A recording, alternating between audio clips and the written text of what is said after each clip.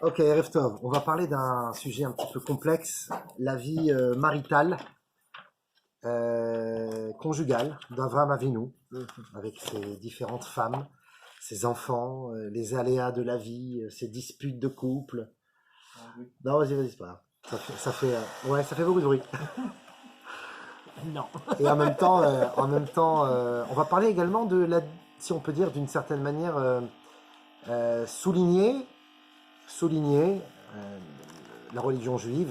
C'est pas la religion juive, c'est notre foi, c'est le fondement du monde par rapport aux différentes religions monothéistes et en particulier l'islam. Alors une petite boutade comme ça pour commencer. Les anges vinrent devant Akadosh Baruch Hu et dirent à Hachem, Akadosh Baruch Hu, ça fait maintenant des millénaires que tu fais du bien au Ham Israël, tu les as fait sortir d'Égypte, tu leur as donné la Torah, tu leur avais fait des miracles dans le désert, et à la fin tu leur donnes Eret Israël. Et même quand parfois ils sont obligés de la perdre à cause des différents exils, tu leur redonnes à chaque fois. Donc Akadosh Baruch Hu, comment ça se fait que tu leur fais autant de bienfaits comme ça, autant de bonheur? Hachem il leur répond, il dit mais si vous voulez vraiment savoir les voisins qui vont les entourer et les difficultés qu'ils vont devoir subir, vous allez comprendre qu'en fait finalement c'est pas un cadeau ce que je leur donne. Wow. Et c'est vrai. C'est On vrai. est fait finalement On est en plein dedans. voilà, une rose entourée d'épines. Voilà, on est la brebis avec les 70 loups. Donc c'est vrai que c'est difficile et on doit comprendre un petit peu la différence avec. Alors, parlons justement de l'islam. Alors, les musulmans, ils vont pas forcément le reconnaître parce qu'il y a beaucoup de musulmans qui sont pas théologiens. Il y en a peu qui sont finalement, en tout cas ceux qu'on fréquente, qui sont pour la pensée et le partage intellectuel. Mais quand on parle avec ceux qui s'y connaissent vraiment, ils te diront que de la même manière que les catholiques haïssent Israël à cause du fait qu'on a été le peuple élu et qu'on a perdu ce statut d'après eux en faisant du mal à leur Messie, et qui, dirent-ils, aurait pu être le nôtre, d'accord, donc JC, eh bien à l'instar de ces catholiques, on a aussi les musulmans qui nous en veulent pour quelque chose de bien précis. La chose pour laquelle ils nous en veulent se trouve dans notre paracha de cette semaine. Ils nous en veulent depuis l'histoire de Sarah et de Hagar. Alors regardez petit 1, rappelons un petit peu l'histoire. Sarah est stérile et elle propose à Abraham de se marier avec une servante égyptienne qui est revenue avec eux, amen, qui est revenue avec eux d'Égypte, dont le père, Pharaon, a sollicité Abraham pour récupérer sa fille, parce que ça se faisait beaucoup à l'époque, quand on voyait des hauts dignitaires importants, on donnait sa fille, pas en tant qu'esclave, mais en tant que fille de famille. Elle allait devenir qu'on appelle ça, une fille au père, hein.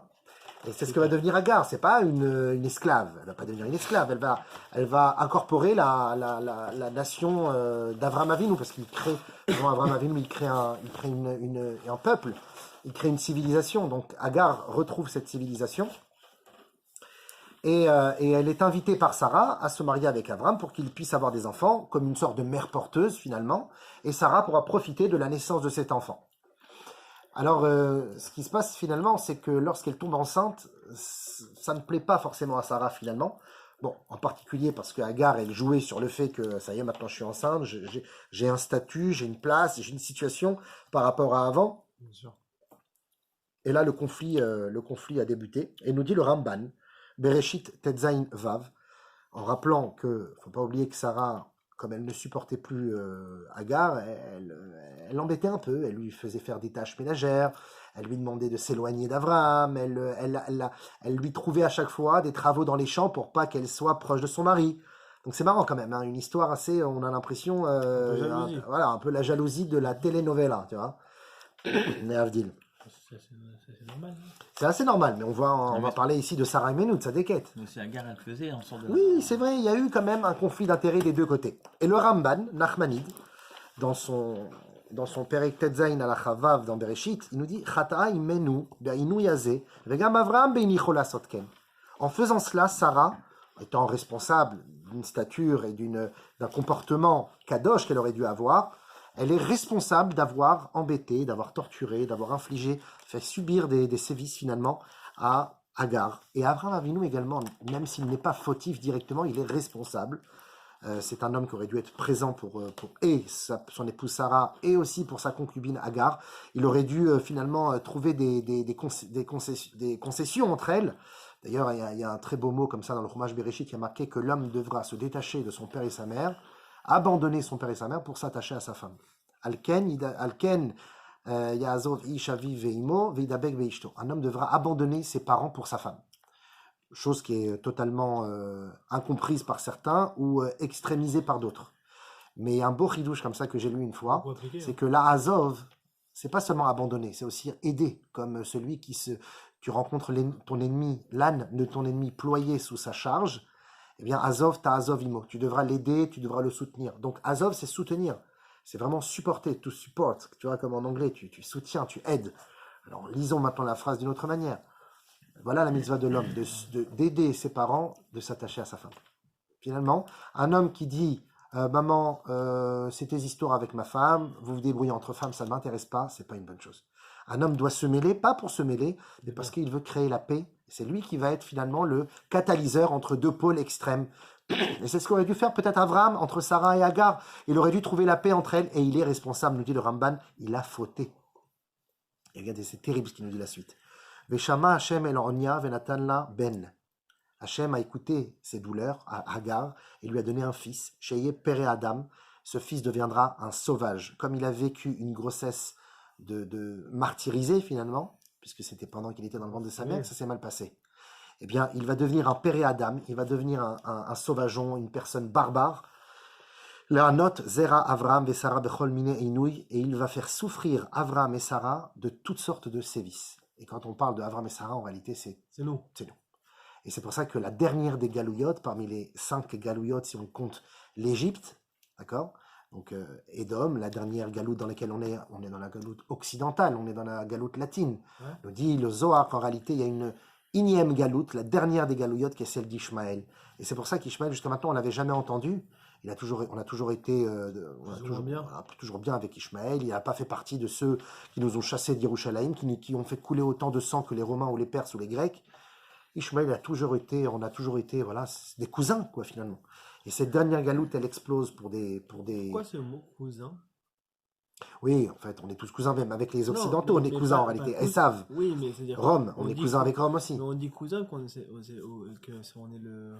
Oui, non, c'est une manière de parler. C'est une manière de dire, cousin, tu veux, achète, c'est pas cher. Donc, on a effectivement une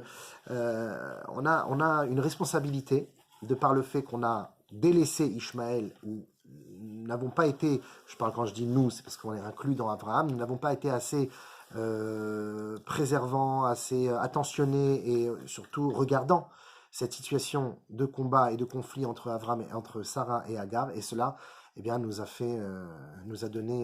a donné naissance à la haine d'Ishmaël contre Am Israël. Alors, on va poser 4 questions dans notre cours, et ensuite on va les détailler. La première question qu'on va poser, c'est comment est-ce possible que Sarah, la tzadéket, torture une femme qu'elle a elle-même choisie pour lui donner un fils? C'est un peu craché dans la soupe, quoi. La deuxième question, c'est que Sarah, ensuite, lorsque Ishmaël va naître, lorsqu'elle va voir que Ishmaël est un enfant dangereux et donnant une mauvaise influence à son fils Yitzhak, elle va demander à Abraham de le chasser. Donc elle va, après avoir attendu 86 ans pour avoir un enfant pour Abraham, ou 99 ans pour avoir Yitzhak, tant d'années où il est resté sans enfant, alors qu'il s'occupait de tout le monde comme si c'était ses enfants, parce qu'Abraham finalement il a fait des neshamot, il a été un nefesh asher asu becharan, il a créé des neshamot en enseignant et en inculquant les valeurs du monothéisme à sa civilisation. Donc c'est un père finalement pour tous, mais il n'a jamais eu d'enfant à lui. Il a été le père pour tous, mais lui-même n'a jamais été un père d'enfant. Et là, le jour où maintenant, ça y est, il a un enfant, il a Ishmaël ou il a Yitzhak, Sarah lui demande de renvoyer Ishmaël après autant d'attentes comme ça. Donc Sarah éloigne un fils que Abraham attendait autant. Troisième question, après qui est-ce On était en train de donner notre troisième question. La troisième question, c'est qu'après la mort de Sarah Imenu, après Chayé Sarah, finalement, après la vie de Sarah, elle a passé 127 ans sur terre à protéger son mari, à préserver sa famille. Et Abraham l'a respecté, parce que finalement, même s'il ne voulait pas renvoyer Ishmaël, il l'a fait parce qu'il fallait écouter sa femme. Qu'est-ce qu'il fait après la mort de Sarah? Il l'enterre, il lui fait des espédim, des oraisons funèbres. Il se remarie avec Agar. Enfin, d'après un avis, la femme Ketura qu'il a prise ensuite, c'était la même Agar qu'il avait congédiée plus tôt, pour Sarah. Donc derrière son dos, quoi. C'est quoi cette histoire? Alors, elle était jeune, c'était une plus jeune, elle était bien plus jeune qu'eux. Et dernière question, c'est que finalement, elle va lui donner d'autres enfants. L'enfant qu'elle avait eu avant Ishmaël, Sarah a dit à Abraham, c'est pas bon pour nous, il faut le chasser. Et là maintenant, finalement, elle redonne des enfants à Abraham, derrière le dos de Sarah, si on peut dire, puisqu'elle n'est plus de ce monde, pour lui donner 6 autres enfants. Mais le pire, c'est qu'Abraham va leur demander de quitter sa terre, d'aller au loin vers les pays du soleil levant. Donc on dit que ce sont tous les peuples asiatiques, etc., qui sont là-bas. Il leur a donné des matanotes, il leur a donné des cadeaux. Il leur a donné l'astrologie, le yoga, et le kung-fu, j'en sais rien ce qu'il leur a donné. Et pour Yitzhak, il a bien sûr gardé l'essentiel de son héritage. Et il s'est occupé d'Yitzhak ensuite. Mais je ne comprends pas. Tu congédies une personne qui est peut-être nocive pour ta famille. Tu écoutes ta femme. Finalement, tu désobéis à ta femme parce que tu vas la reprendre, cette épouse, cette concubine, pour à la fin lui donner des enfants, et ces enfants, tu vas à nouveau les renvoyer. C'est quoi? C'est les dents de scie, quoi, les montagnes russes. On veut comprendre où veut en venir Abraham. Bonne question. Alors, on reprend l'histoire rapidement. Abraham Avinu a 85 ans, Sarah a 76 ans, et ils n'ont pas d'enfants, et Agar est proposée, donc, en tant que concubine. Et au début, Abraham ne voulait vraiment pas ça. Hein. Lui, il voulait vraiment se concentrer que sur Sarah. Ça vient vraiment de Sarah, cette idée de donner Agar. Et la preuve se trouve, regardez, dans petit 2, Bereshit Tetzain. Vesarai Eshet Abraham. Lo Yalda. Il a une feuille, le tzaddik. Tiens, donne une feuille. Là. Il a... Ouais, petit 2. Je sais pas y aller, moi. D'accord. Donc, Vesarai Eshet Abraham. Lo Yalda Lo. Ok. Vesarai Eshet Abraham. Oh, oui. Comment tu dis? Oui. Vesarai Eshet Abraham. Lo Yalda Lo. Vela Shifra Mitzrit Ushma Hagar. Et Sarah, la femme d'Abraham, ne lui avait pas donné d'enfant, mais elle possédait une femme égyptienne, donc une servante égyptienne, et son nom était Hagar. Quand on va Sarah à Abraham, Sarah dit à Abraham, Inena Tzarani Hashem Iledet, Hashem ne m'a pas donné d'enfant, je suis stérile. Bonan Shifrati, viens vers ma servante, ou là, Yevne Mimena, peut-être vais-je construire une descendance grâce à elle. Vaishma Abraham, l'école Sarai, et Abraham écouta la voix de Sarai. Sauf que dans cette partie-là où Abraham écouta la voix de Sarai, le Ramban va nous préciser que Abraham ne voulait pas du tout cette idée. Ça vient de Sarah. Yirmoz, nous dit le Nachmanide, Yirmoz qui a falpi chez Abraham mitave lebanim lo asaken belo reshut Sarai. Cela nous allusionne que bien qu'Abraham avait envie d'avoir des enfants, bien que Abraham avait envie d'avoir des enfants, il ne l'a jamais fait sans la permission de Sarai. Parce que finalement, qu'on appelle ça, la polygamie était totalement permise et légale, acceptée, réputée dans cette génération. Et Abraham aurait pu très bien prendre une autre femme, mais il n'a jamais fait sur le dos de sa femme Sarai. Vous êtes avec moi?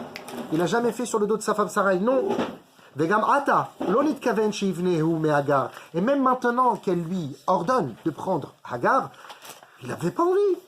Et là, la Asad Retsona chez Tivne Mimena, il n'a fait que accepter sa bonne volonté à Hagar de lui donner cette femme, mais lui, Abraham, ne le voulait pas. Il l'a fait un peu contre cœur finalement. Chez elle, Nachat Bebnei Shifrata, afin qu'elle puisse avoir, on va dire, satisfaction et bonheur comme une mère des enfants de sa servante. Mais c'était que pour elle, pour que tu sois une femme heureuse, on va utiliser une mère porteuse. Mais moi, j'en veux pas. Oswa, nous dit le Ramban, Osrut Shetiske Gam Ken Lebanim Ba'avurze. Parce que quand tu portes les enfants des autres, ça amène comme un peu dans les Brit Milot. Tu portes les enfants des autres et tu as après qu'on appelle ça un srout, voilà, des brachot pour que tu en aies. Donc il s'est dit, ok, je vais accepter de prendre Agar. Comme ça, peut-être ça lui amènera du srout, elle pourra avoir des enfants plus tard. Mais moi, Avraham, je n'en veux pas. Et nous dit le Midrash, Bereshit Rabba Memhe, Vatikar Sarai Eshet Avram et Hagar, quand Sarah a pris Hagar pour Avram, Piteta Ota Bedvarim, elle l'a charmé avec des paroles. Ashraïr Sheat Medabeket Begouf Kadosh Kaze, elle n'arrêtait pas de lui dire, va vers mon mari, va avec mon mari, parce que tu as la chance de t'attacher à un corps aussi sain que le sien. Et rajoute le Midrash, parce que normalement, une femme normalement constituée, on ne parle pas de celles malheureusement qui ont la tête qui a tourné dans notre génération, une femme normale préfère un jeune mari, même s'il est pauvre, qu'un vieil homme alors qu'il est riche. D'accord? Une femme normale, elle préfère un jeune de son âge, c'est normal, même si elle va devoir tout construire avec lui. Comment elle s'appelle? Sarai, elle dit à Agar, ne t'en fais pas, c'est un homme bon, même s'il est vieux, parce que elle pourrait dire, ah non, il est vieux, je veux pas de lui. Il est vieux, mais c'est un homme bon, prends-le, c'est un homme kadosh, c'est une grande kedusha de s'attacher à lui. Donc on voit que le Midrash nous explique bien qu'Avram ne voulait pas du tout, c'est pas qu'il a attendu, tu vois, que Sarah lui propose cette solution. Il ne voulait pas, il voulait que de la Sarah. Quand Sarah lui a proposé, il était sceptique, mais il a accepté pour elle. Mais en fait, tout vient d'elle. Et donc, si tout vient de Sarah, notre question qu'on a posée au tout début, la toute première question, c'est comment est-ce possible qu'en plus, autant plus que Sarah est une tzadékette, a-t-elle pu choisir cette femme? A-t-elle pu avoir cette idée elle-même pour qu'à la fin, elle fasse subir des sévices et des douleurs émotionnelles à cette femme Agar? Finalement, elle crache dans la soupe, comme on a dit. Donc Agar va se jouer de Sarah pendant sa grossesse. Moi j'ai un bébé, toi t'en as pas. J'ai un statut aujourd'hui, ton mari m'aime. Et donc Sarah, en retour, l'a fait travailler, elle l'a fait souffrir, et Agar s'enfuit. Elle s'enfuit avec ce bébé dans ce ventre, dans le désert, et c'est là-bas où, à deux doigts de mourir de déshydratation, que l'ange se dévoile à elle et la bénit. Il lui dit, non, tu auras un fils extraordinaire, et parce qu'ils t'ont fait du mal, c'est à ce moment-là où ça commence, c'est parce qu'ils t'ont fait du mal et qu'ils t'ont fait souffrir, autant Sarah que Avram, comme ils t'ont fait souffrir, cet enfant qui est dans ton ventre va être péré Adam, va être sauvage, brutal, et il va faire souffrir en retour les générations d'Israël. Tout ça parce que, en fait, finalement, si aujourd'hui on a Ishmaël qui nous tape dessus, c'est à cause de qui, les amis? Sarah. Avram et Sarah. Parce que Avram n'a pas été assez protecteur, ou il ne s'est pas assez mêlé, finalement, pour calmer ces deux dames. Et Sarah, la tzadékette, n'a pas... en tout cas, c'est la question qu'on pose. Et donc, Sarah, finalement, quand elle est revenue, Agar, quand elle est revenue à la maison, elle l'a accepté, bon gré, mal gré, puisque Hachem l'a voulu. Et ensuite, Baruch Hachem, Sarah a un fils, Yitzhak. Et lorsqu'elle a eu Yitzhak, elle a vu que Ishmaël, qui grandissait, il avait à peu près 13 ans, c'était un tzaddik Ishmaël, hein. Avant qu'il ait l'âge de 13 ans, il était bien, il se comportait bien. Il y a un passouk dans la paracha qui dit qu'à un moment, Ishmaël était dans le désert en train de mourir, et puis Hachem a écouté la voix du jeune homme, Vaishma et Kolanar, Ba'asher Usham. Dieu. Après qu'il a été renvoyé. Ouais, il est dans le désert en train de mourir, mal de tête, il a de la fièvre, c'est Sarah en plus. Il y a marqué dans le Rashi que Sarah lui a porté l'œil pour qu'il ait de la fièvre. Vous vous rendez compte, c'est Sarah qui a voulu que Ishmaël meure dans le désert. Elle est devenue méchante. Mais pourquoi il les a chassés? Ouais. Parce que Ishmaël avait une mauvaise influence sur Yitzhak. Il lui apprenait à chasser, à avoir des relations interdites, la débauche. Mais s'ils seraient restés ensemble, ça aurait fait quoi alors? Bah, une mauvaise influence. Il a essayé de le tuer en jouant, Oui, et en disant que par accident. par accident. Elle Metzachek. a compris ça. Bravo. Avec l'arbalète et tout. Exactement. Mais comment il l'a On renvoyé peut très bien dire que t'as son fils. en Hein. étant que c'était un tzaddik? C'est son fils. Parce qu'il n'était pas. Il était Metzachek, il jouait. Donc il jouait peut-être un rôle. Et Sarah l'avait vu. Avram ne voulait peut-être pas le voir. Mais même si c'était pas encore le rachat qu'on connaît, il avait quand même une certaine douceur. Et c'est pour ça que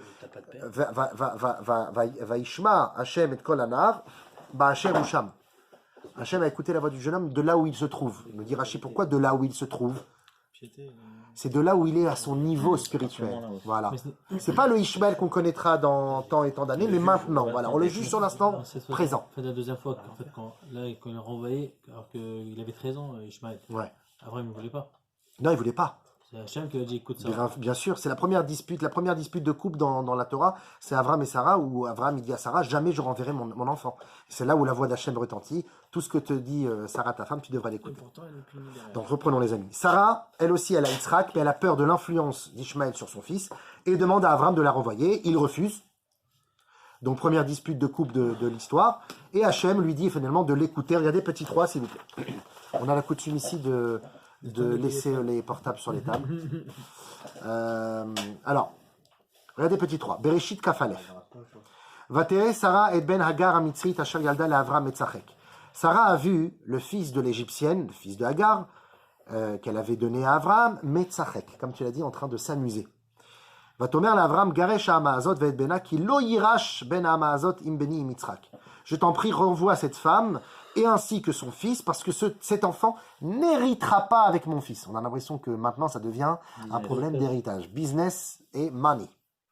Le Tosefta, Sotavav, nous dit, Amra Sarah, Sarah a dit, Ishmaël, bonne bamma vetzad chagavim umakfir lavodazara.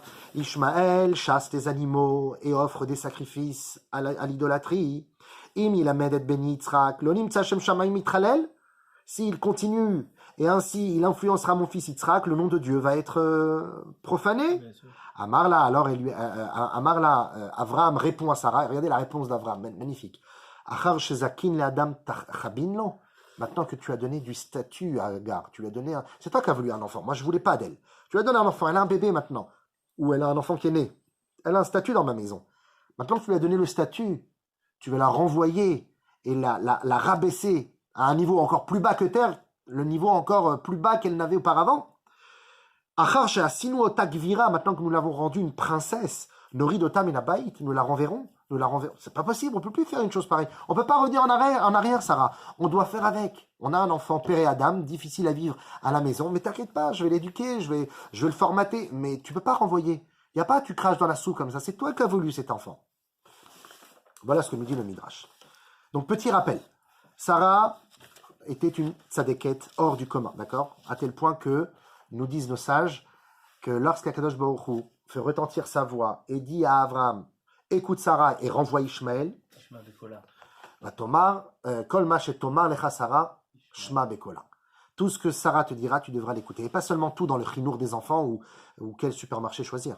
C'est dans tous les domaines. Dans tout. Même dans ce que tu crois que c'est pas important. Tu dois écouter ta femme. Donc Akadosh Baruch Hu, il souligne l'importance de Sarah dans ce pasuk. Et Rashi va préciser, Mikan lomdim, de là on apprend, chez Avraham ayat tafel les Sarah beneviyut. Avraham était inférieur à Sarah en prophétie. C'est-à-dire que Avraham était moins grand, un moins grand prophète que Sarah. Et Sarah, elle était chez Paro. Et vous vous rappelez, la semaine dernière, on a vu.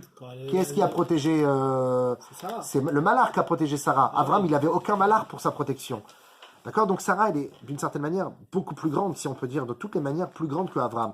Donc comment elle a pu avoir un comportement aussi abject, finalement? Un comportement contradictoire? Moi, évidemment, je pousse la questionnette pour arriver à une réponse encore plus belle, hein, bien sûr. Ensuite, parlons d'Avraham. Après tant d'années d'attente, il accueille la nouvelle de la naissance d'Yitzhak avec, vous allez voir, beaucoup avec des pincettes. En fait, il a eu Ishmaël. Ok, il aime Ishmaël, c'est normal, c'est son fils, c'est sa chair. Et puis finalement, on lui dit, ça y est, t'as Yitzhak, ta femme elle vient d'accoucher. Vous voulez savoir comment il a reçu la nouvelle, Avraham? Il n'a pas reçu la nouvelle avec extrêmement d'euphorie. Regardez, petit 4. Bereshit Yudzaïn. Vayomer Elokim el Avram. Sarah ishtecha lo tikra et shma Sarai ki Sarah shma.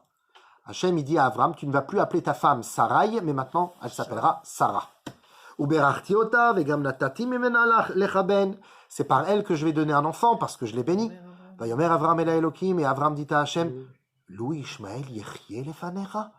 La première chose qui lui arrive à l'esprit, Avram, au lieu de dire Mazal Tov, c'est quand la Brit Mila, allez, on va faire le traiteur.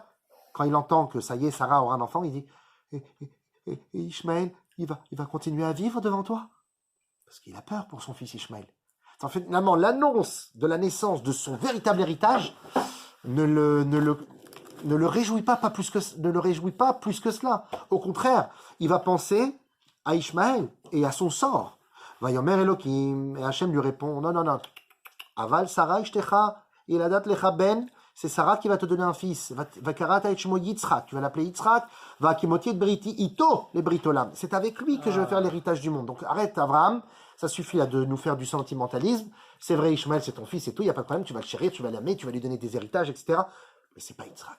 Donc, Louis, Ishmaël, Yirchie, les fanecha. Oui, il va vivre, mais pas les fanaï. Les fanaï, c'est quoi? Devant Dieu. Il ne va pas vivre les fanecha. Voilà. Il va faire autre chose. C'est pas, ça ne sera pas. Voilà. C'est un autre derrière, et ça, c'est pas le tien. Il faut que tu l'acceptes, Abraham. Abraham, ça a été très dur pour lui. J'ai une question. Rapide, Sadik, parce qu'on a un timing. Ça s'appelle Agar, est-ce qu'elle était juive? Il n'y a pas de juif à l'époque. Avram n'est pas juif non plus. Égyptienne. Ah, C'est la fille de Pharaon. Le mot juif vient de Yehoud. Yehuda. Ouais. Jude. Juif, Jude, Yid, Jid et juif. Tout ça, ça vient de Yehuda. Donc en fait, nous, on est tous les descendants de la tribu de Yehuda, la Malchoute Israël, la royauté d'Israël. Donc le mot juif n'existe pas. Il y a Am Israël. Et Am Israël a commencé à partir du Matan Torah. Ivry. Et ensuite, il y a Béné Israël. Ça a commencé à partir de Yaakov. Et avant ça, il n'y avait pas. Il y avait Ivry. Voilà. Et Ivry, c'est pas hébreu. Mais oui, c'est hébreu, mais c'est pas l'hébreu juif. C'est l'hébreu, parce que à Ivry, ça veut dire au-delà du Jourdain. alors, Tous les hommes de la terre étaient idolâtres, à part Abraham. Il était au-delà du Jourdain. alors, dans ce cas-là, Ishmaël, c'est un hébreu aussi. Oui, bien sûr que c'est un hébreu. Évidemment que c'est un hébreu. Ah ouais, c'est choquant. Donc. Évidemment, c'est pas, c'est paraît choquant. seulement. Bah oui, c'est choquant parce que On c'est dirait seulement Ishmaël. après qu'il va se détourner. Qu'est-ce qu'il va faire, Ishmaël? Il est hébreu au début, mais après il devient rebeu. Voilà, hébreu, rebeu. C'est le l'envers. Non, mais Ishmaël, il va se marier avec une égyptienne, les amis. Il va se marier avec une descendance de Ham. Ouais, c'est vrai. Hein, il va, les amis, vous êtes, bon, c'est vrai qu'il n'y a que moi qu'on voit le visage. Merci, c'est gentil. Vous êtes filmés. Je vais avoir la charia sur ma tête. Bon, non, fatwa. Comment on dit? Ouais, c'est ça. C'est ça. Charia, c'est Dans la. ce cas-là, Je suis Charlie. Non, bah, ceux qui sont musulmans, ils sont hébreux. Alors. Il y a plus d'hébreux en 2020. Ça va? Des notions. Ceux qui sont musulmans, ils sont hébreux alors. À la base, bien sûr, mais de toute façon, un vrai catholique ou un vrai musulman, il te dira, vous êtes nos grands frères, c'est vous la base du monde. C'est évident. La plupart des gens, ils sont ignorants, c'est tout. Ceux qui te cassent du juif, c'est des ignorants. Et ceux qui les cassent avec intelligence, comme un Tariq Ramadan ou autre, ils savent jouer sur l'histoire, sur la politique. Ils sont malins, mais ils connaissent l'histoire. Tu peux pas dire qu'ils connaissent pas l'histoire. Tu peux parler de Bible avec un gars comme ça. Après, ils ont certaines théories que nous, on n'a pas. Allez, on va essayer maintenant de Mechila. Je vous aime tous. Et vous avez tous des très belles questions. Mais on va essayer de foncer, d'accord, Tzadikim. Alors, donc ça c'est Avram. Donc Avram, lui aussi, il a un sentiment contradictoire. Il est torturé dans son cœur. Yitzhak, Ishmaël, Yitzhak. Vous n'êtes pas un peu cousins? Bon. Enfin, dans Chaye Sarah, et là, c'est la question qui tue. Sarah part de ce monde. Il lui fait les espédimes, l'oraison funèbre, et il achète un champ d'une très grande valeur. C'est quoi, tu achètes comme ça avec beaucoup d'argent pour la calmer, pour après tu peux aller retourner avec Agar? C'est quoi ça? Qu'est-ce que tu fais? Tu veux l'endormir, Sarah, ou comment ça se passe? Tu reprends Agar, parce que nous dit le Midrash, il y a deux avis, on va voir le deuxième avis tout à l'heure, mais le premier avis, c'est que Ketura n'était autre que Hagar, qui était, quand elle avait été chassée par Avram, elle était retournée dans la maison de son père par eau, elle était revenue à la Avodah, mais quelques années plus tard, elle s'est rendue compte que tout ça, c'était sans aucun bonheur, et elle est revenue à la Torah, et on dit Ketura, parce que ça vient des Ketoret. Ses actions étaient aussi belles que les Ketoret du Beth Amikdash. Donc Avram, il s'est marié une troisième fois, avec la même femme qu'il avait eue avant, la concubine, et maintenant elle est une tzadéket. C'est un peu comme un nouveau personnage finalement. Regardez petit 5 s'il vous plaît. Bereshit Café. Yosef Avram, Vaikach Isha Ushma Ketura. Avram continua à se marier et eut encore une femme, et son nom Ketura. Rashi nous dit Ketura zo Hagar. Rashi est de l'avis de dire que Ketura n'était autre que Hagar, sa première concubine. Venikret Ketura al Shem Shedaim Maasea Kiktoret, parce que ses actions étaient aussi belles que les encens. Et deuxième raison, c'est parce que Ketura, le tête en araméen, peut se transformer en shin. Et Ketura, en fait, c'est Keshura. Et Keshura, ça veut dire attaché. Nous dit Rashi, parce que chez Kashra Pitra, elle a attaché sa matrice, c'est-à-dire qu'elle s'est abstenue, merci Raphaël. Elle s'est abstenue, d'accord, abstinence, comme on dit, elle n'a pas connu d'homme. Chez Lonis Davgal et Adam, Miyom chez Parsham et Avram, parce qu'elle n'a connu aucun homme depuis le jour où elle a quitté Avram Avinu. Elle a fait abstinence. Donc aussi, c'est pour ça qu'elle est appelée Ktura, nous dit Rashi. Bon, ça c'était une petite parenthèse. Mais en tout cas, on voit que Avram, finalement, a repris cette femme. Et finalement, Sarah veut éloigner Ishmaël, Avram s'en suffit et revient vers Agar pendant Chaye Sarah, donc on vient de le voir. Et finalement, il va avoir des enfants avec elle. Il va avoir 6 enfants avec elle pour ensuite les renvoyer. Regardez petit 6. Vateled lo et Zimrad, vet Yokshan, vet Medan, vet Midian, vet Yoshbak, vet Shuach. C'est une habitude d'envoyer. Hein? Ah ouais, c'est quoi cette histoire là d'envoyer les enfants à chaque fois? Et là, il a des enfants, il a 6 enfants avec elle, dont Midian, hein, le père de Yitro, hein, attention, enfin le père du pays de Yitro, parce que Yitro à la base était, je pense, égyptien. Midian. Vaïten Avram et Asherlo, les Yitzhak. Et ensuite, qu'est-ce qu'il a fait Avram? Bien qu'il a eu tous ces 6 enfants-là, il a donné tout ce qu'il possédait, c'est-à-dire la spiritualité, le véritable héritage divin, il a donné à Yitzhak. Ou les Bnei Apilakshim, Asher et Avraham, et les enfants des concubines, donc les concubines, disons la concubine finalement, Hagar, Ketura, Nathan Avram Matanot. Il leur a donné des cadeaux. Donc on dit des forces spirituelles, de la magie, de la sorcellerie. Vaïshalchem me'al Yitzhak. Vaïshalchem me'al Yitzhak beno. Ah oui, on a l'ordinateur à côté. Et il les a renvoyés de devant Yitzhak. Ah, c'est aussi Tov HaRasha. C'est vrai, cette semaine, c'est ton anniversaire, ça dit. Café Elul, café Cheshvan. Vaïshalchem me'al Yitzhak beno, il les a renvoyés de devant Yitzhak, son fils. Parce que, pourquoi on dit devant Yitzhak, son fils? Parce que Avram ne voulait pas que ses enfants, là, ses 6 enfants, aient eux aussi une mauvaise influence sur Yitzhak. Mais à Yitzhak Beno, de devant Yitzhak, son fils. Donc encore une fois, Avram revient au même comportement. Pourquoi on appelle ceux qui apprennent chez Israël? Qu'il se renforce, Ouais. c'est la question. On peut rajouter ça comme question. Tu vas voir que la réponse va répondre à ta question. En guise de rajout, on sait que Eshet Rahil, la femme vaillante, texte poétique que l'on récite à son épouse le vendredi soir dans certaines communautés, a été composé par Shlomo Ameler dans le Michelet, les proverbes. Mais à la base, le Eshet Rahil a été composé par Abraham lors de l'oraison funèbre de sa femme. Ah. C'est pour ça que c'est au passé. C'est au temps passé. Oui, parce que Tout est au passé là-bas. Comme on dit par exemple, Eshet Rahil, femme vaillante, mi imtsa, qui peut la trouver? Bah oui, Sarah n'est plus. une femme qui faisait. Exactement. Gemalteu tov velora kol yemei chayea. Que du bien toute sa vie, tous les jours de sa vie. Oz ve'adar levusha batisrak leyom acharon. Elle se vêtit des plus belles parures et elle rit jusqu'au dernier jour de sa vie. Donc vraiment, c'est des rémazim sur Sarah. Magnifique. Et quel rapport? Pourquoi il y a un rapport comme ça entre Eshet Rahil donc, et Sarah Imenu? Regardez petit 7, s'il vous plaît. Midrash Tanchuma.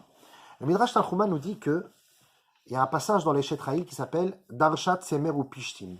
Elle sépare le lin et la laine, le sha'atnez, n'est-ce pas? C'est assourd de porter du lin et de la laine ensemble. Ça vient de... Bien que c'est une mitzvah qui n'a pas de véritable explication tant qu'il n'y a pas de Mashiach, mais il y a quelques explications.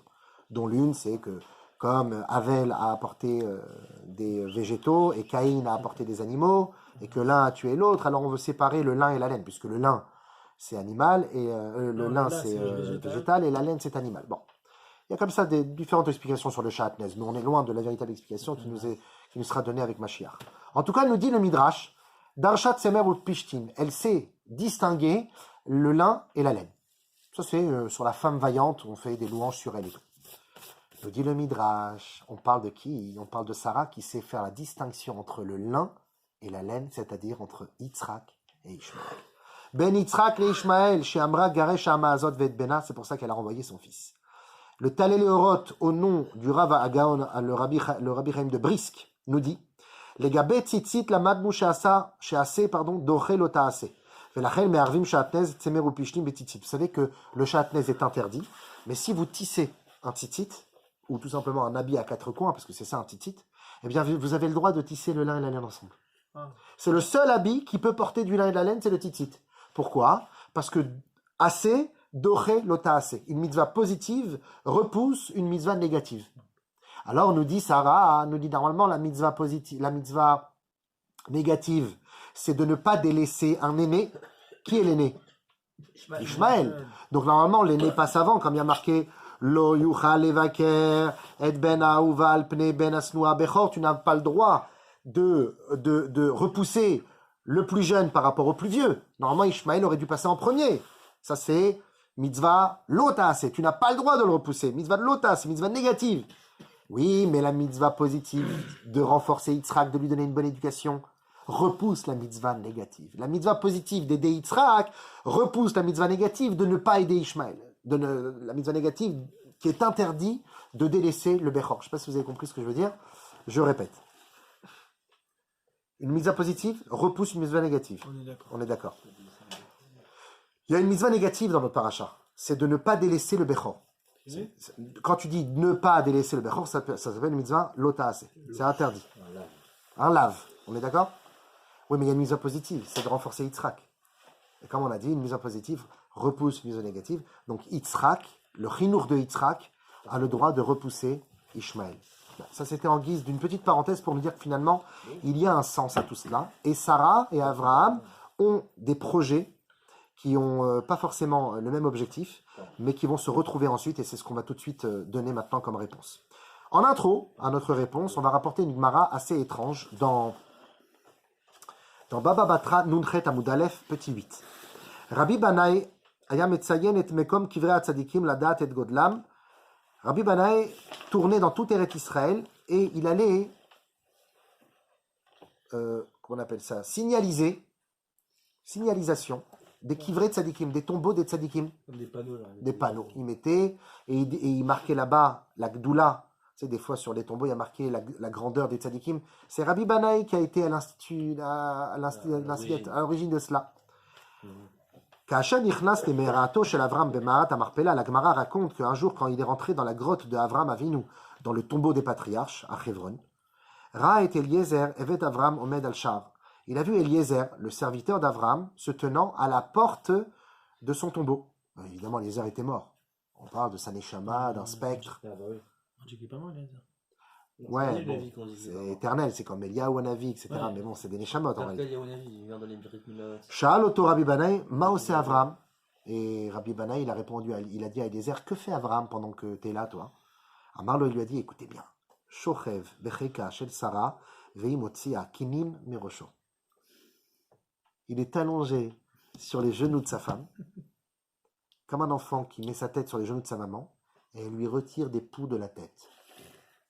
Voilà ce que fait Abraham. Tant que Mashiach n'est pas venu, c'est ce qui se passe. Combien de poux? Et les poux, ça prend quoi? Ah, ne va pas trop vite. Ne va pas plus vite que la musique, Raphaël. Ne spoil pas. Voilà, ne spoil pas. Le spoil les a aidés. Ah, pas mal. Tu sais qui c'était? C'est le grand-père de Rabbi Nachman? Non, au contraire. Qui, je connais, toi. Au contraire, il n'était pas du tout d'accord avec Rabbi Ah Nachman. oui, c'était un euro. C'est lui qui a voulu mettre Une kherem, opposition, une ouais. opposition. Ouais, Mais entre tzadikim, on ne peut pas se mêler. C'est des ouais, tzadikim. ça ne nous regarde pas. Voilà. C'est comme le gars de Zaïd, Lévina c'est avec la grand-père maison. en yiddish. Exact. Il était tout petit déjà qu'on l'a appelé grand-père. Il est né parce qu'il est né sans les dents. Non, je plaisante. Avram, vous savez qu'Avram, c'est pas n'importe qui. Avram, on l'appelle Avram. C'est quoi Avram? Avant qu'il s'appelle Abraham. Grand-père. Je peux y aider. Le grand-père. Av, c'est papa. Et Ram, c'est grand, comme tu dis Ram Kol. Le micro, on appelle ça un Ram Kol. Ou Ramat Bet Shemesh. Rama, la hauteur de Bet Shemesh. Ou Ramat Pentin, les hauteurs de Pantin. Okay? Ram, c'est la hauteur. Itoromemut. Ok? Bamarom. Bon, ok, je m'arrête là, c'est bon. Ram, ça veut dire la hauteur. Donc, Avram, c'est le père de toutes les nations. C'est pour ça que la Gemara nous dira Hachem dit à Avram, pardon, Av Hamon Goïm, Netati Chanchon, c'est comme ça. Je te nomme père de toutes les nations. Comme il est le père de toutes les nations, il ne peut pas faire de distinction. Il est père fondateur de la foi universelle. Monothéisme. Exactement, du monothéisme. Voilà pourquoi, d'après un deuxième avis, dans le Midrash, Ketura n'était pas Agar. C'était une troisième femme, aucun rapport. Une autre femme. Et pourquoi il a pris cette troisième femme? Parce qu'il voulait avoir encore d'autres enfants pour que ces enfants diffusent le monothéisme dans la terre. Regardez petit 9. Yalkut Shemoni, Eyov, Tav Tav Kuvdalet. Shalosh Nashim, Nasa Avram. Avram s'est marié avec 3 femmes. Sarah Misera Shem. Sarah descendait de Shem, donc c'était une sémite. Hagar Misera Cham.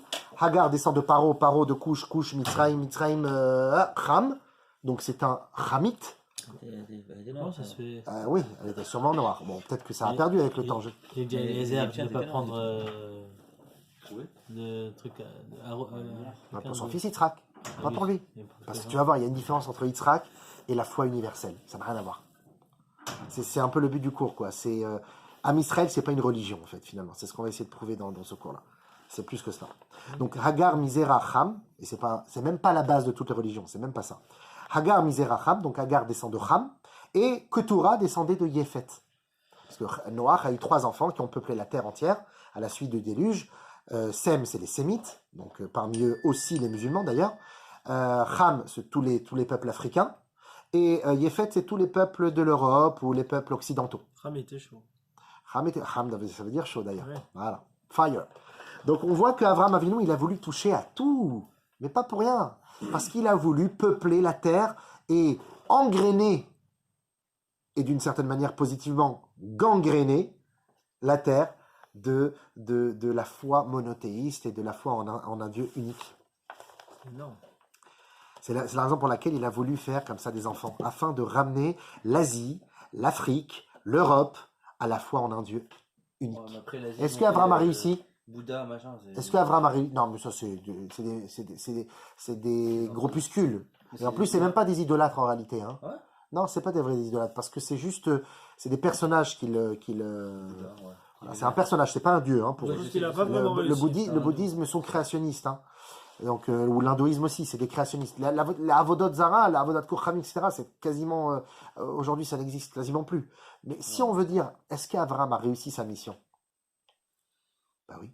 Ouais, Parce officiellement. qu'Abraham, c'est pas que Am Israël. Abraham, c'est tous les peuples de la terre. Et il y a encore des centenaires, tout le monde était croyant en Dieu. L'athéisme, c'est nouveau. Tout le monde croyait. Les musulmans, tous croyaient. Il n'y avait pas de musulmans athées. Les catholiques, tous croyaient. Ils étaient soumis et subjugués devant la grandeur de l'Église. Am Israël, remontons encore même pas des centenaires, des décennies. On a tous, des fois des gens, ils ne sont pas religieux. Ah, mon arrière-grand-père, c'était le tzaddik, le rabbin de telle et telle ville. Qui était athée à l'époque? Personne. Même en Europe de l'Est, où c'est de là où c'est venu l'athéisme, c'est venu vraiment à la croisée des chemins à cause des tribulations et des pogroms et des galoutes qu'ils ont eu, qu'il y a eu, on appelle ça la Tnuat Haskalah, la secte des Lumières avec Mendelssohn, mais c'est venu très tardivement. Tout le monde était religieux. Les grands-parents d'Einstein étaient religieux, les grands-parents de Freud étaient religieux, les grands-parents comment? Spinoza, c'est notre époque. Spinoza. Il y avait pas la- De Spinoza, de tout le monde. Tout cela, c'était forcément. Alors, donc, Avraham Avinu a réussi sa mission parce que l'écrasante majorité du monde n'est plus idolâtre. Regardez, petit 10, Rambam. Alors, c'est un Rambam, messieurs, accrochez-vous, mettez votre ceinture parce que il est fou, ce Rambam. Pas le Rambam, ce passage. Rambam, Ilchot Melachim Perek Yud Aleph, les lois des rois, chapitre 11. Kol advarim haelu shel Yeshua Notzri veshel Zeh Ishmaeli she'amad acharav. Toutes les choses et tous les événements et toute l'histoire et toutes les propositions religieuses de Jésus de Nazareth et de l'ancêtre et du descendant de Ishmaël. Je ne fais que traduire Allons-y, Rambam. Hein. Oui, Rambam, il c'est dit pas, Yeshua, direct, oui. direct. Ah, je sais pas. Et de Mahomet, descendant d'Ishmaël après lui. Einam ela leyasher derech lemelech hamashiach ou letaken haolam kulo lavod Hashem beyachad be'emunah achat. Tous ces gens-là n'ont fait que préparer le monde et finalement créer un canal et un sillon, un chemin pour que toute l'humanité puisse se préparer à la venue du Melech HaMashiach qui va réparer le monde pour que toutes les nations, toutes les civilisations puissent servir un seul Dieu. C'est aussi ce qui est marqué dans le Zohar, non? Dans le Dans le Zohar. C'est rapporté aussi, ça. En gros, en fait, Hachem, il envoie exprès. En fait, les autres, en fait, pour ramener tout le monde Tout à fait. pour le monothéiste. quoi. Grâce à Ketzad. ces deux personnes-là, c'est entre guillemets, il y a Machar. Voilà, exactement. C'est fou. C'est fou, Bon, en c'est fait, ce que j'avais. Pourtant, on dit C'est ce que je t'ai Marc dit, c'est Rambam. sur, C'est le pour fils ça de- que c'est en fait, un cours qui va bousculer En les gros, choses. c'est eux qui combattent la Vodazara. Bravo, bravo. C'est pour ça qu'il faut respecter ces religions. Et le rabbi était pour d'ailleurs dialoguer, partager et surtout proposer les 7 lois de Noach. Vous savez que le rabbi il a lancé un mivtza, une campagne aussi forte que celle de mettre les tefillin aux juifs. Les 7 lois de Noach pour les goïms. C'était marqué le monde n'est pas une jungle. Le monde n'est pas une jungle. Et après, je sais pas. Magnifique. Ketzad, comment? Kvar nitmale haolam bedivrei HaMashiach, parce que les paroles du Messie ont déjà rempli le monde. Ou midivrei HaTorah, ou midivrei HaMitzvot, ou pashtut dvarim elu, et les paroles de la Torah, les paroles des mitzvot, se sont diffusées dans le monde jusqu'à Be'iyim Rechokim, jusqu'à même des îles lointaines, ou Be'amim Rabim, et dans de nombreux peuples et des différentes nations, des civilisations, hors l'élève, un culte. Ve'akol bisrut hashnaim alalu, et tout cela par le mérite de ces deux hommes, Hanotzri ve'amuslemi, le nazarétien et le musulman. Nirde Avram Avinu, les petits-enfants d'Avram Avinu, chez Fitsu et Emunato, Bekerev Amin, car ils ont dispersé, partagé, propagé la Emuna d'Avram Avinu dans les nations. C'est énorme comme Rambam. À l'inverse, Sarah n'est pas d'accord. Avram, le partage Avram, la propulsion du monothéisme dans le monde. Sarah, elle dit, ça c'est ton boulot, c'est pas le mien. Et Sarah, elle savait que sa avoda à elle ne sera pas dans la pluralité, mais dans la particule, l'unicité, la concentration sur un seul et unique enfant, Yitzhak. Sarah a une idée pure à la base, puisqu'elle veut un enfant qui viendra finalement la combler de bonheur.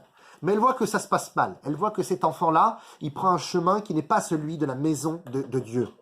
Alors, les choses vont s'envenimer et elle va se ressentir refoulée au deuxième rang, puisqu'Abraham commence finalement à donner beaucoup de kavod et d'amour à Agar et à Ishmaël. Et elle dit, on est en train de perdre mon objectif. Mon objectif, c'est quoi? C'est d'amener un enfant qui va être, pas monothéiste, Am Israël. Et là, avec Ishmaël, ça part dans le monothéisme, ça part dans autre chose, ça part dans l'islam, ça part dans le christianisme, mais c'est pas Torah et mitzvot. C'est pas l'héritage que j'attendais, ce n'est pas Israël. Alors elle prend les devants, et effectivement, elle ne s'est pas trompée. Elle va renvoyer Ishmaël. Vous savez pourquoi on dit qu'elle ne s'est pas trompée? Parce qu'il y a un Zohar. Vous allez voir, ce Zohar aussi, il est fou. Il y a un Zohar qui prophétise. Vous avez déjà entendu des prophéties du Rabbi Shimon Bar Yochai? Il va y avoir une prophétie là. Une prophétie qui a eu lieu 1000 ans avant la naissance de Mahomet. 1000 ans avant sa naissance, le Zohar prophétise l'arrivée de l'islam en terre d'Israël pendant 400 années, où il va revendiquer la terre d'Israël, où il va revendiquer sa place de fils d'Abraham, et il va régner sur la terre combien d'années? 400 ans, depuis 1517 avec l'Empire ottoman jusqu'en 1917. D'accord? Il va régner sur la terre d'Israël 400 années. Et c'est un fait historique, mais le Zohar, 1000 ans avant que la naissance de Mahomet ait lieu, nous le dit déjà. Regardez petit 11. Zohar Parashat Vaera, Kuf Tzadikret. Arba meot shanim amad amemune shlibnei Ishmael ou bikesh lifnei Hashem. Pendant 400 ans, l'ange d'Ishmaël, du peuple d'Ishmaël, a demandé devant Dieu. Hare Ishmael shenimol velamain lo chelek becha kemo Yitzhak. Ishmaël, lui aussi, a fait la Brit Mila. Comment cela se fait-il qu'il ne reçoit pas lui aussi une part comme Yitzhak? Ma'asa Kadosh Baruch Hu, que Dieu a-t-il fait? Et Rikota Mitvekuta Elion, il les a éloignés du chemin de Sarah, finalement, le chemin du judaïsme. Venatan Laem Chelek Be'eretz Akdosha, et il leur a donné une petite part, il leur a donné une part dans la terre sainte, jusqu'à aujourd'hui d'ailleurs. Bishvil Amila, parce qu'ils ont la Brit Mila. Ve'atidim Bnei Ishmael Ishlot Ba'aretz. Et regardez ce que dit le Zohar. Et dans le futur, Ishmaël va gouverner. Regardez la prophétie du Zohar, les amis.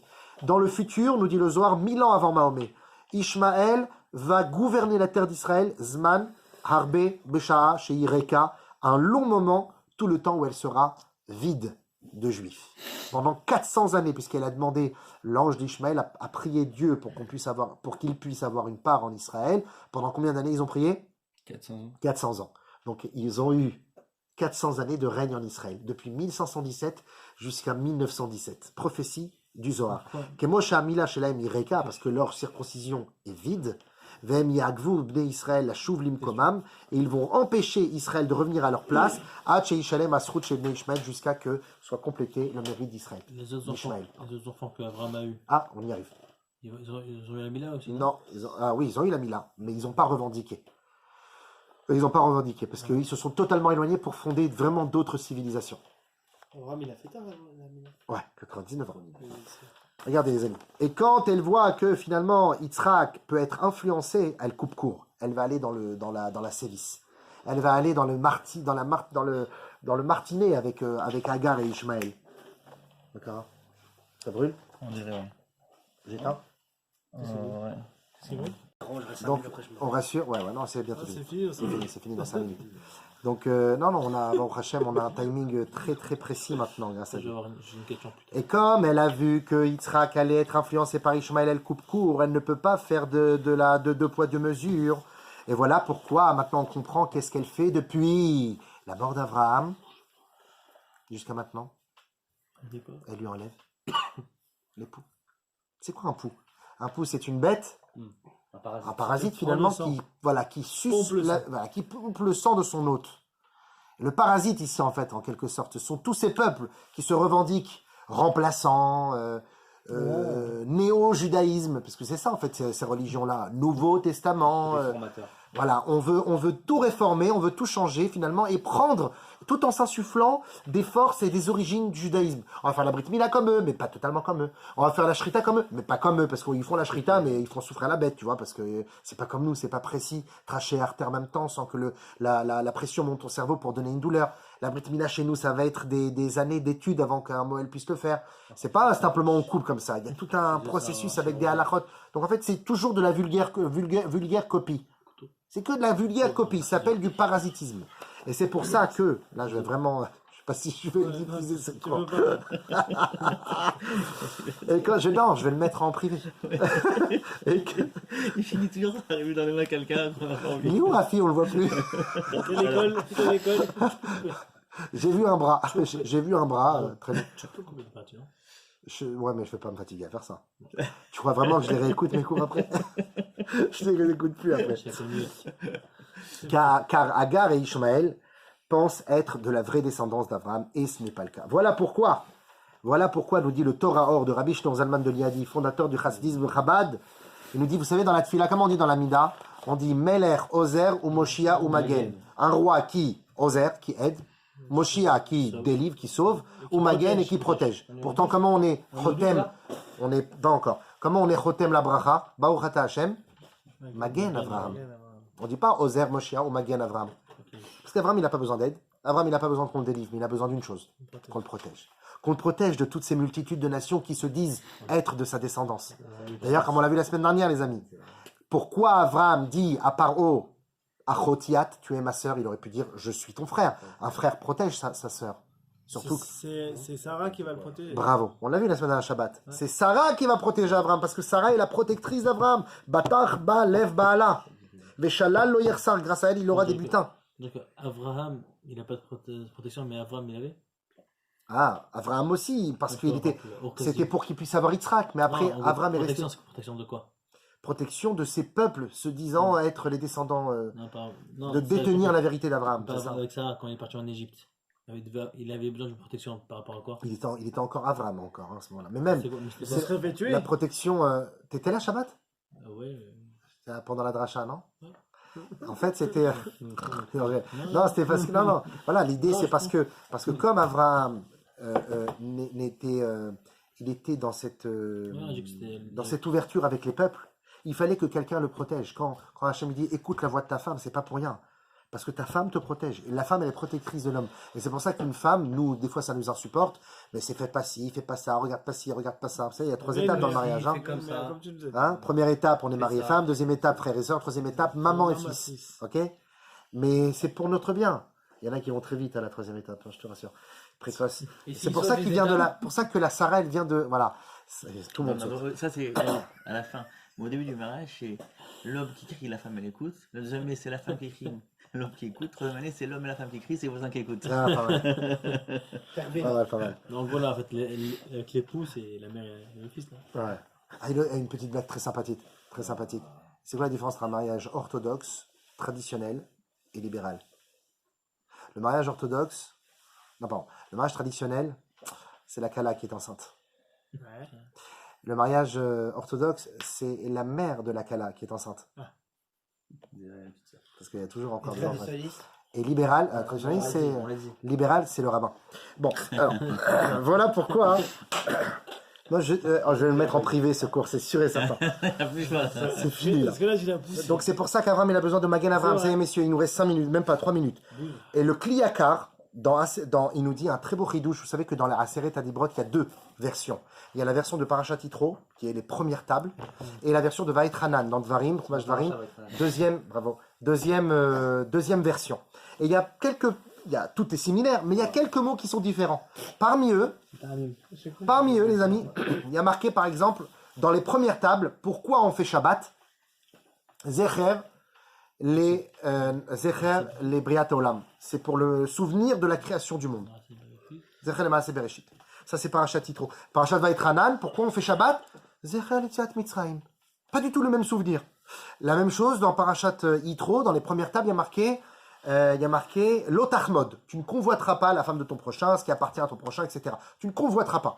Et dans la parasha de Vaïtranan, deuxième table, il y a marqué l'otachmod et vélo titave. Tu ne convoiteras pas et tu n'envieras pas. Pourquoi? Parce qu'en réalité, les premières tables étaient faites pour toutes les nations. Hachem les a proposées à tout le monde. Bon, ils ont refusé concrètement. Mais c'était pour tout le monde. C'est pour ça que Shabbat, faites Shabbat. Faites Shabbat, Goïm. Pourquoi? Parce que c'est réel Maaseh Bereshit. Et tout le monde est inclus dans Maaseh Bereshit. C'est la création de l'homme, de l'humanité. Et puis, quand je te demande de ne pas convoiter ce qui appartient à ton prochain, tu peux l'accepter, tu peux le comprendre, ça, de ne pas convoiter. Convoiter, c'est un sentiment dans le cœur. D'accord? Tu peux. Par contre, les deuxièmes tables qui sont faites que pour Rabbi Israël, qui a accepté avec soumission en disant Naaseh Venishma, nous ferons et ensuite seulement nous comprendrons. Là, Hachem il part dans un autre level. Pourquoi vous faites Shabbat? Zecher Yetziat Mitzrayim, parce que vous êtes sortis d'Égypte. Ah, pas seulement l'otachmod. L'otachmod et vélo titave. Non seulement tu convoiteras pas, mais en plus tu n'envieras pas, parce que c'est pire d'envier finalement. Il y a convoiter et envier. Envier, c'est quasiment aller le prendre. Ça, finalement, il nous rajoute un niveau supplémentaire parce que ce sont les deuxièmes tables. Et voilà la différence entre les peuples du monde et nous. Car les premières, c'est vraiment pour l'humanité et les deuxièmes, c'est pour Israël. Comment? Celle qui a cassé Moshe et les deuxièmes étaient différentes. Celle qui a cassé, ouais, exactement. Il y a beaucoup, il n'y a pas que ces mots-là qui sont apparus. Il y a plus de mitzvot dans la deuxième que la c'est plus de détails, plus de... Voilà, c'était plus concentré. Voilà pourquoi, après la mort de Sarah, Abraham va finir le programme de son projet. Quel est son projet, Abraham? Avamon Goïm, multitude de nations. Qu'est-ce qu'il fait après que Sarah part? Il se remet avec une femme, soit avec Ketura, qui était une autre femme, ou soit avec Agar. Il continue son taf. Il continue son taf, exactement. Son boulot à lui, c'est de propager des Neshamot dans le monde pour qu'ils aillent, comme on a dit, créer le sillon, le monothéisme, et créer le chemin pour arriver à Mashiach. Donc c'est normal qu'il va faire ce travail. Mais à la fin qu'il a fini son projet, qu'il a fait 7 enfants en tout, Ishmaël plus les 6 de la deuxième femme,